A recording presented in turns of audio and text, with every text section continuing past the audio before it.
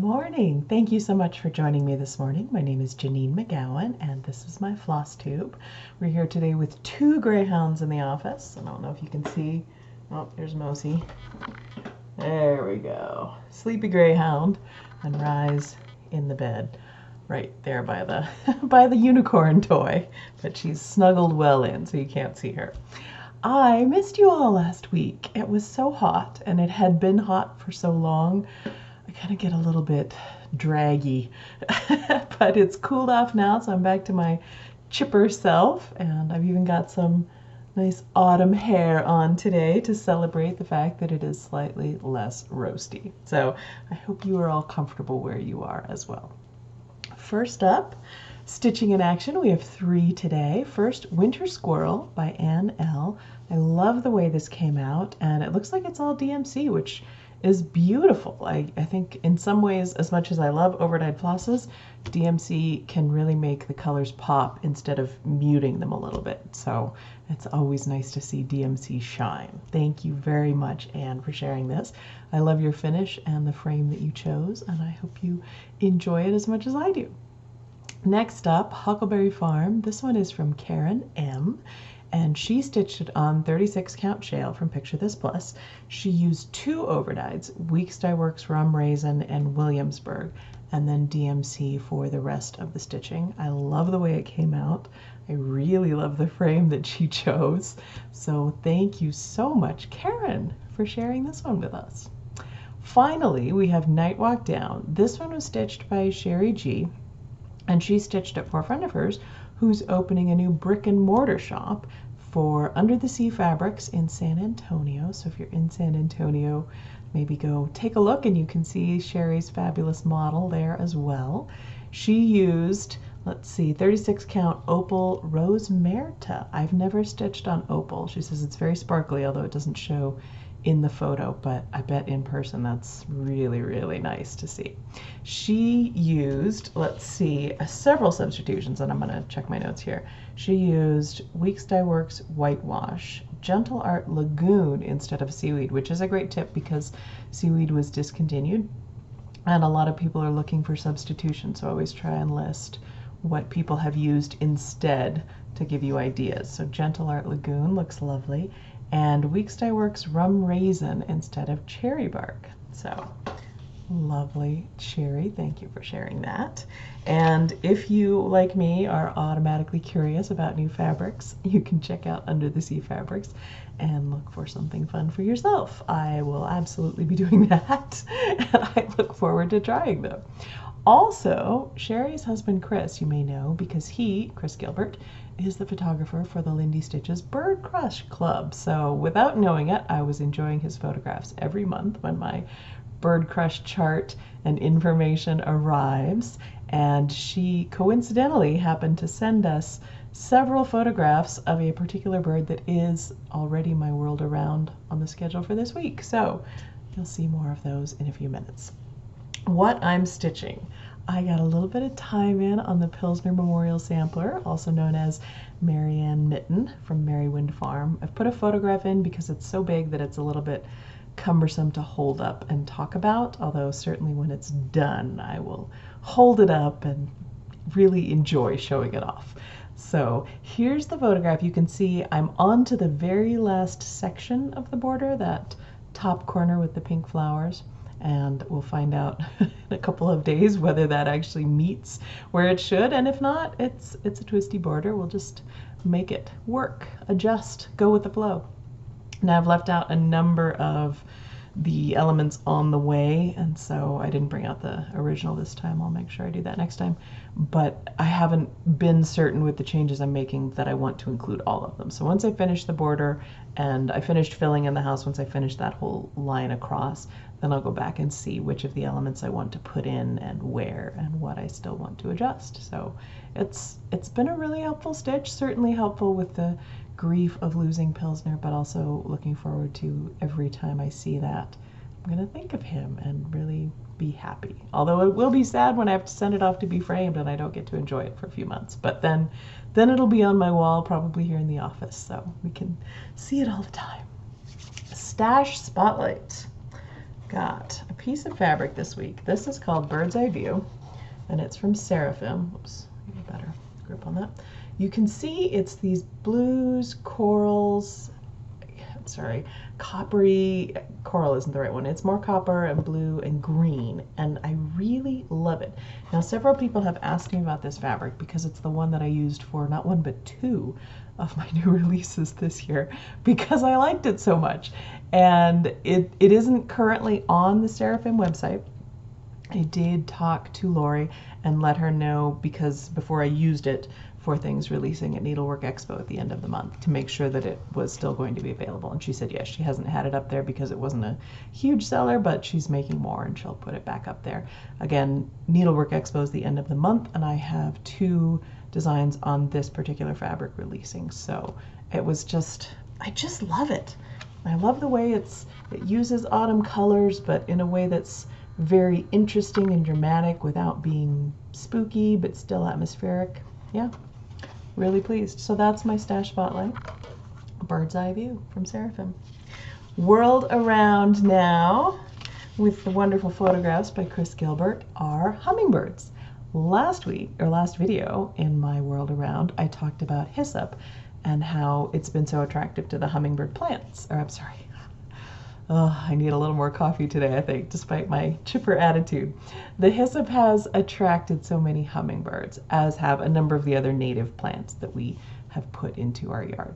And several people in the comments mentioned that they had never actually seen hummingbirds, which reminded me, of course, that although they are extremely common here and in every place that I have lived, they're not universally around. They really only live in the Americas now, even though they live in such a huge variety of habitats, from the Andes to Alaska and northern Canada even. They are not really anywhere in Europe or Asia that I know of right now, only the Americas.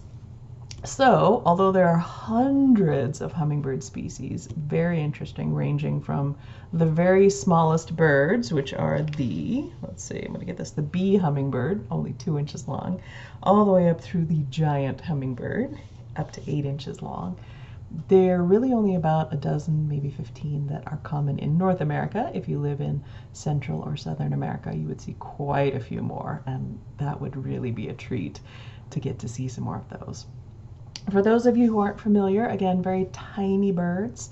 They flutter very quickly. They are they're not without feet, but they can't walk. They have teeny tiny feet, good for aerodynamics and all of that flying that they have to do. And boy, do they fly. Depending on where you live right now, they may be starting their migration again south. And so it's especially important to have good food, nectar, feeders, flowers, anything that they can feast on. The ones making their way, primarily the ruby-throated hummingbirds, making their way down the east coast of the US right now, will have to cross the Gulf of Mexico, and they'll have to do it in one go.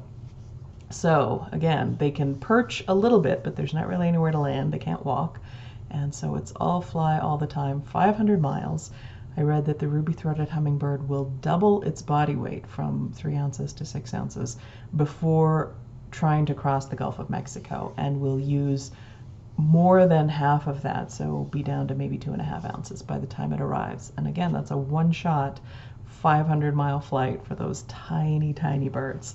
Now, hummingbirds that are migrating through our area closer to the west have a much easier time because they don't have those huge gaps, but it's still a very long trek, 3,000 to 4,000 miles for them to get from the northern areas where they breed back down to the south, where they can spend the winter eating lots of lovely nectar from flowers that are not present here when it's snowy. So anything you can do to put your garden on the map, apparently they remember very well food sources. So if you can be the one to provide them with early and late blooming flowers and maybe a feeder, they'll remember you for next year, and you'll be a safe place for them to stop on their migration. Magnificent hummingbirds. And I forgot to mention, these wonderful pictures have been from Chris Gilbert. Those are from their backyard. He's a very serious birder.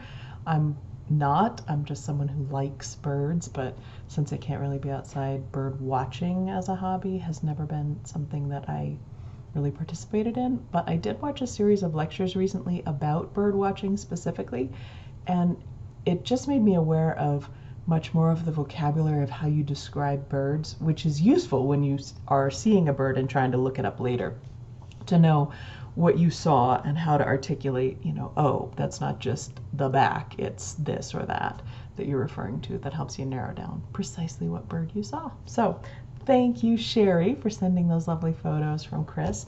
And thank you to everyone who sent in their stitching in action. As always, if you've got some stitching in action to send, give it to me and I will put it in the Flosstube and on the website.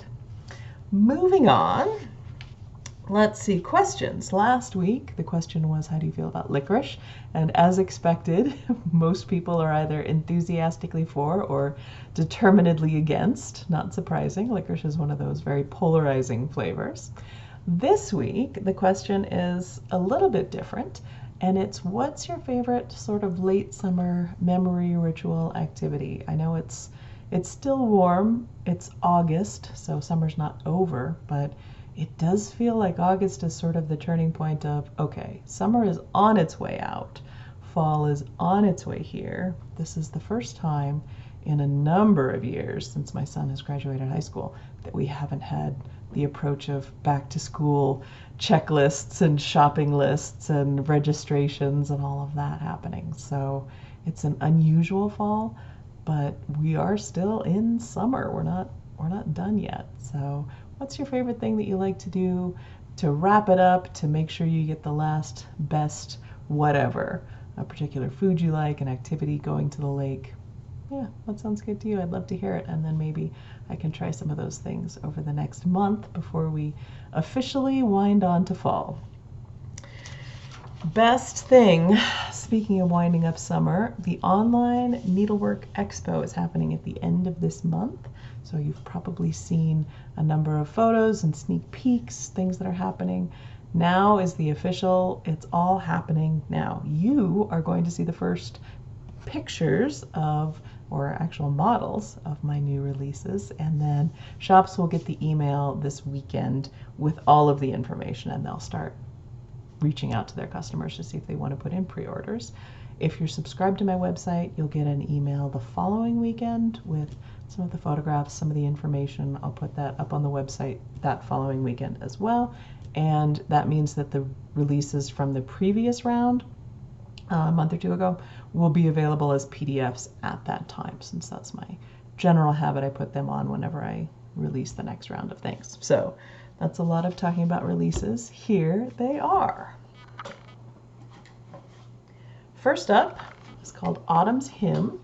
This is one that I did as a kit piece for the Black Needle Society last year, and it's now available for general release. So we've got very autumn colors. It's a little bit tricky to see. We've got a cart with thread and a nice pin cushion, a little strawberry dangling off the back, a fox sitting on top, because why not? We've got a little twiny border with some fun animals, owls, quail, a couple of owls, a pheasant, a little hedgehog stuck over in the border.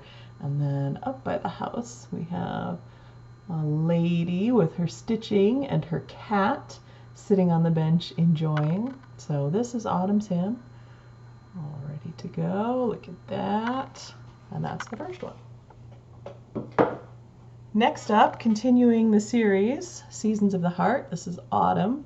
Again, more owls and hedgehogs because I really like them. So let's see if we can get a closer view here. Some nice fall-themed plants. We've got a pumpkin and a basket of apples and some nice fall blooming flowers up there. So that's number 2. Now, I seem to be going from largest to smallest, which is a little weird. Next up, this one is one of the brand new releases on that beautiful bird's eye view fabric from Seraphim, and it's a little bit tricky, so I may put a proper photo in the bottom of this while we're talking about. This is the Magpie and the Moon. We have magpies here. They're fairly common, and they're absolutely beautiful. The feathers are just, they're stunning, and they're very interesting birds. I'll probably talk more about them in a world around one of these days, but yeah, lot to appreciate about magpies. And here we go. There's the magpie with the branches and the berries and the nice moon looking down. So there's that one. Finally, we have probably my favorite, the BumbleBear. So I know growing up in Montana, and certainly here up by Lake Tahoe, we are always very careful that bears shouldn't associate people with food. And yet I have to say that if a bear showed up at my front door with his bee costume and his little basket, I would absolutely give him all of the candy. This is also on that beautiful bird's eye view fabric from Seraphim, and I did something new on the edging. This is 2 twists of chenille just twisted together like a little candy cane, you can see, and it was really quite easy to do, so might be something fun to try. But there we go, BumbleBear. Again, I'll put a photo in, and of course more photos will go out on the website, in the emails, all of that. There's one last one, and you've probably seen various designers doing from the 4 sets of cottage garden threads different little designs. We were limited to, I think, 60 by 60 in size, and so this is the one that I chose to do. It's a blanket flower, and the colors worked just perfectly for a blanket flower.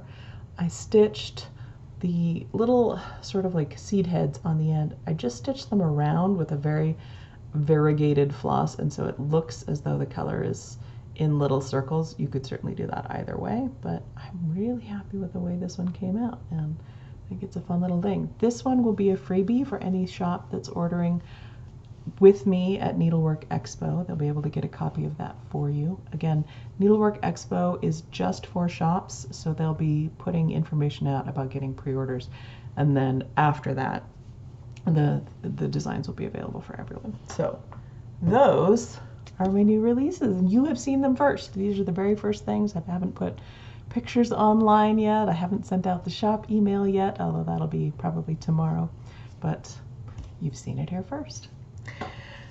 All right, giveaway. Last week, the giveaway was this lovely Lightstone linen from Barbaral Creations and a piece of pashmina. Let's see if we can get a better background. There we go. Red pashmina to use with it. Fabulous, always fabulous. I have to thank Kitten Stitcher for hooking me on pashmina because that's so fun. And the winner is Holly Neal. So Holly, drop me an email with your mailing address and I will get that in the mail to you. I hope you enjoy it. This time, as is my custom, 4 new releases means 4 winners. So if you use the word owl in your comments, you'll be entered to win. You can pick any of my designs that you would like to have a chart of, including the new ones, and just use the word owl. I loved everyone's creative use of stone last time, so that's half the fun. I get to read the comments and I get to see how you've worked those in, so thank you. That's it for me. I have some models to photograph a little bit this afternoon, and I have a lot of emailing to do, but it's a pretty quiet weekend here. I hope you're having a lovely weekend as well.